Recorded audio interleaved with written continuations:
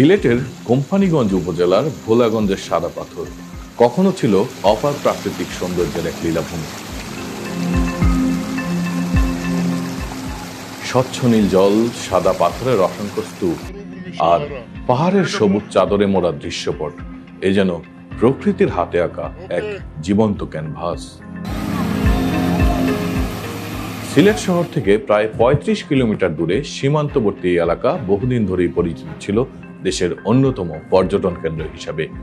বর্ষার মৌসুমে এখান থেকে নেমে আসা ঝরনার অশান্ত শীতল ধারা, ধলাই নদীর বুক জুড়ে থাকা পাথরের বিছানা আর পাহাড়ে মেঘের আলিঙ্গন, শহরের কোলাহল থেকে মুক্তি পেতে ছুটে আসা পর্যটকদের কাছে এটি ছিল এক স্বপ্নপুরী।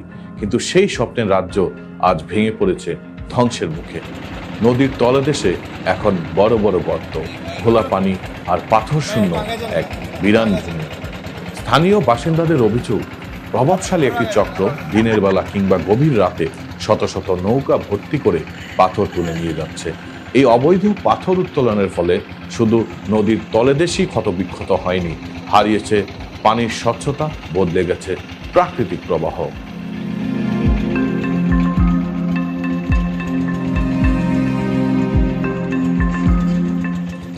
কয়েক মাসের অব্যাহত লুটপাটে উধাও হয়ে গেছে সাদা পাথরের স্তূপ, যেখানে এক সময় ঝরনার স্রোত বয়ে যেত পাথরের বুক ছুঁয়ে।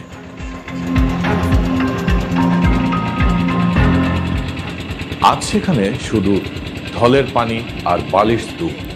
সবুজ পাহাড়ের মাঝে সেই স্বচ্ছ নীল জলরাশি যা ছিল হাজারো মানুষের নয়নের প্রশান্তি, আজ যেন এক মলিন স্মৃতি। ভোলাগঞ্জের সাদা পাথর শুধু একটি পর্যটন কেন্দ্র নয়, এটি বাংলাদেশের এক অমূল্য প্রাকৃতিক সম্পদ। এই সম্পদ ধ্বংসের দায় কার? প্রশ্ন এখন সবার মনে। নাজমুল হাসান, নিউজ ডেস্ক, আজকের বিনোদন বাংলাদেশ।